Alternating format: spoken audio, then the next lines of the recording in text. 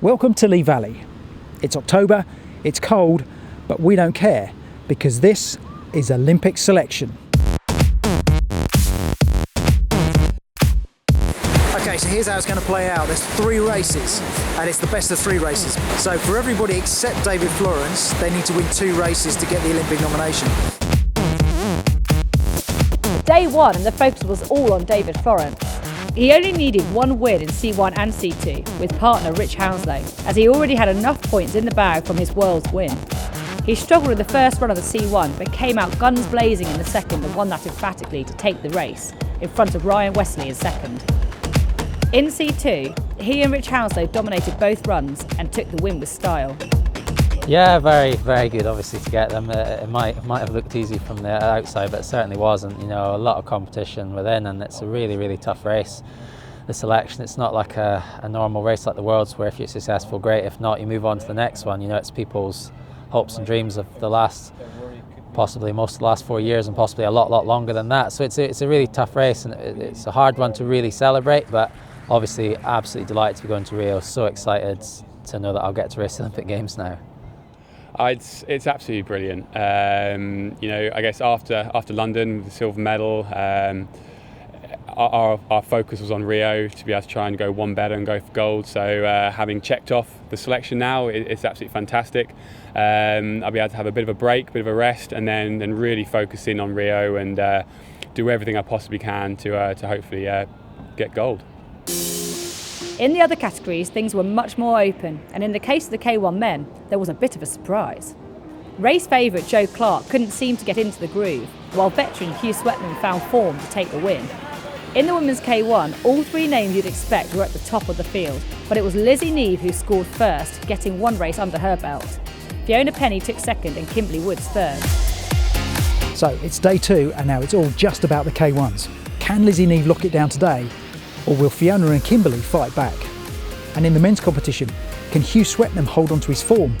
Or will the other athletes make sure this goes into a 3rd day? In the women's race, we saw Kimberly Woods back on form, but neither she or race 1 winner Lizzie Neve could halt the unstoppable force that is Fiona Penny on a charge. Fiona laid down a first run time that stood the test of the second runs and took race 2. This meant that Kimberly Woods was out of the running, leaving Lizzie Neve and Fiona to battle it out on day 3. In the men's K1, Joe Clark also found his form and was dominant. He was the fastest in run 1 and even faster on run 2. Race 1 winner Hugh Sweatman was becoming the consistency story of this competition, as he took 2nd place, keeping him in the running. So for the K1s, it all comes down to the last race, just as we like it. For the women's selection, Fiona must win. While Lizzie doesn't need to worry about her placing, she just needs Fiona to come 2nd or lower.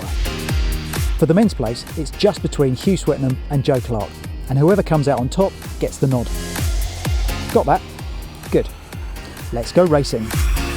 In run 1 of the women's K1, Fiona took first blood with Lizzie in second. Run 2 saw big drama, as first Fiona picked up penalties and then Lizzie missed the penultimate gate, giving her a 50-second penalty, which handed the Rio place to Fiona. Massive relief really, yeah, it was right down to the last run and didn't know what was going to happen, but yeah, relief and now excited to go forward. Yeah, it's hard to take in still, I mean, yeah, struggle to believe it, even, you know, just at the end of that run there, like I knew that I left it wide open and you know, Lizzie, if she'd put in just even a half decent run, then it would have been enough for her to go. And yeah, I couldn't really take it, couldn't take watching, and you know, I couldn't believe it really at the end. For the men, Joe Clark came out fighting, but only managed 2nd. It wasn't Hugh Sweatnam who beat him though, it was Bradley Forbes Cryans. Hugh Sweatnam picked up a late penalty and was off the pace on run 2, so Joe Clark won the overall battle to take the nomination. I just feel over the moon, it's just fantastic. I mean, we've trained for this for such a long time. I mean, it was a dream from starting canoeing probably age 13 to now, so yeah, it's just amazing to kind of culminate in 1 weekend, 3 days of racing and come through the back end as the Olympic boat. It's amazing. I really pulled through on the 2nd day after a disappointing first day, finishing 3rd. So really had all the work to do, 2 races to perform. I did that exactly today, I performed again, so it was good, it was great, it was fantastic.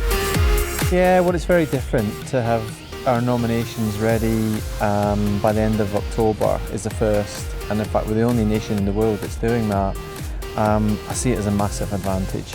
You know, we're going out to Rio in 3 weeks' time with this team to a brand new course. There's about 55 days training on that course between now and the actual Olympic Games. And now we've got the team, then we'll be able to maximise that training, which is massive in canoe slalom. It really is. So all of those boats, in my opinion, are capable of challenging for the podium. So, we have our nominations for Rio. In the men's C1 is David Florence. The men's C2, David Florence and Rich Hounslow. Men's K1, Joe Clark. And the women's K1, Fiona Penny.